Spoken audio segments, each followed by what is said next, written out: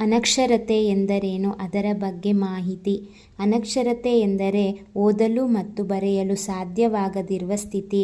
ಅಂದರೆ ಓದಲು, ಬರೆಯಲು ಮತ್ತು ಗಣಿತದ ಮೂಲಭೂತ ಕ್ರಿಯೆಗಳನ್ನು ಮಾಡಲು ಅಸಮರ್ಥತೆಯನ್ನು ತೋರುವ ಜನರನ್ನು ಅನಕ್ಷರಸ್ಥರು ಎಂದು ಹೇಳಬಹುದು.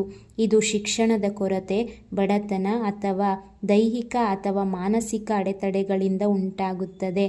ಇದರಿಂದ ವ್ಯಕ್ತಿಯು ತನ್ನ ದೈನಂದಿನ ಜೀವನ ಮತ್ತು ಸಮಾಜದಲ್ಲಿ ಸಂಪೂರ್ಣವಾಗಿ ತೊಡಗಿಸಿಕೊಳ್ಳಲು ಸಾಧ್ಯವಾಗುವುದಿಲ್ಲ.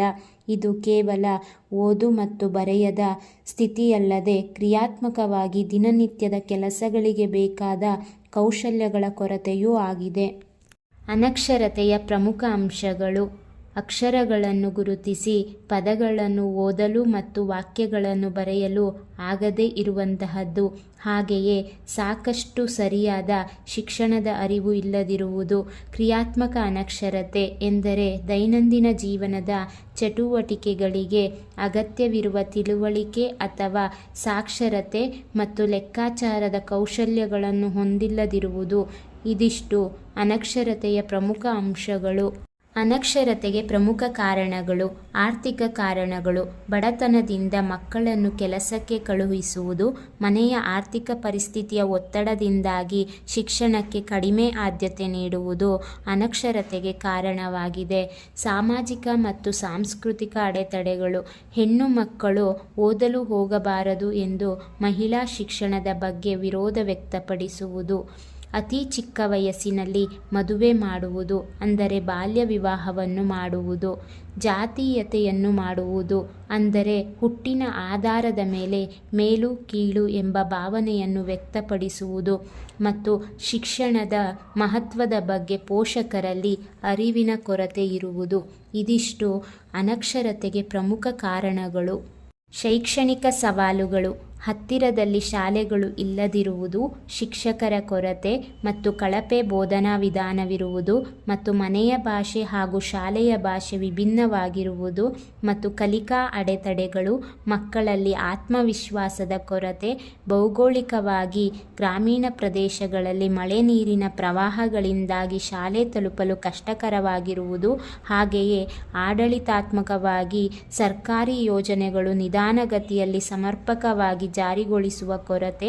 ಇದಿಷ್ಟು ಅನಕ್ಷರತೆಗೆ ಬಹುಮುಖ್ಯವಾದ ಕಾರಣಗಳು.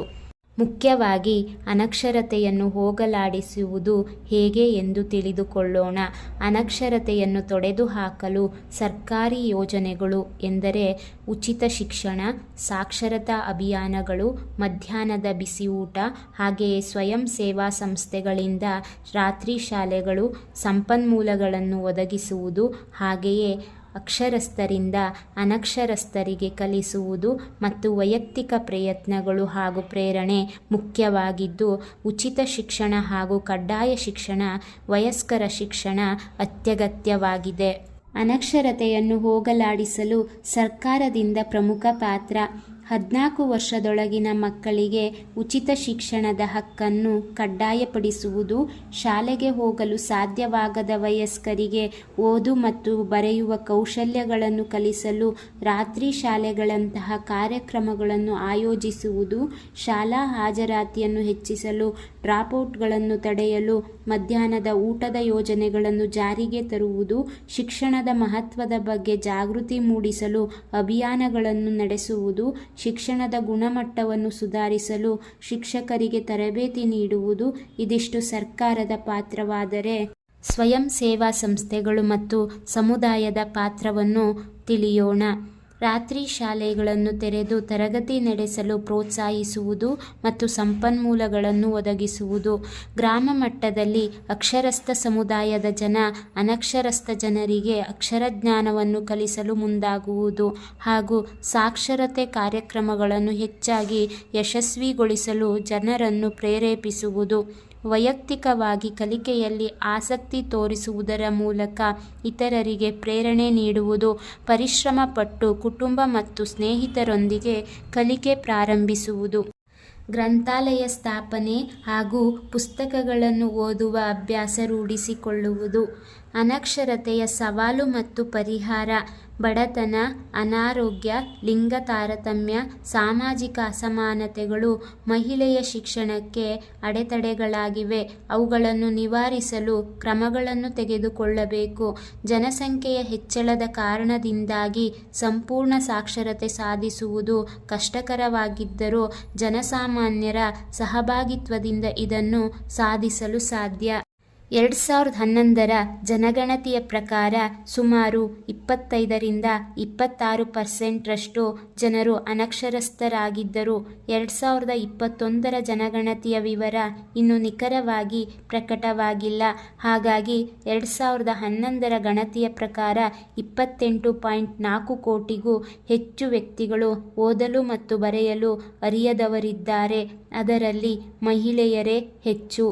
ಪರಿಪೂರ್ಣವಾಗಿ ಹೇಳುವುದಾದರೆ ಅನಕ್ಷರತೆ ಎಂಬುದು ಸಮಾಜದ ಏಳಿಗೆಯನ್ನು ಕುಂಠಿತಗೊಳಿಸುತ್ತದೆ. ಹಿಂದಿನ ಕಾಲಘಟ್ಟಕ್ಕೆ ಹೋಲಿಸಿದರೆ ಇಂದು ಅನಕ್ಷರಸ್ಥರು ಕಡಿಮೆ. ಶಿಕ್ಷಣವನ್ನು ಪಡೆಯುವುದರ ಮೂಲಕ ಎಲ್ಲರೂ ಅಕ್ಷರಸ್ಥರಾಗುತ್ತಿದ್ದಾರೆ.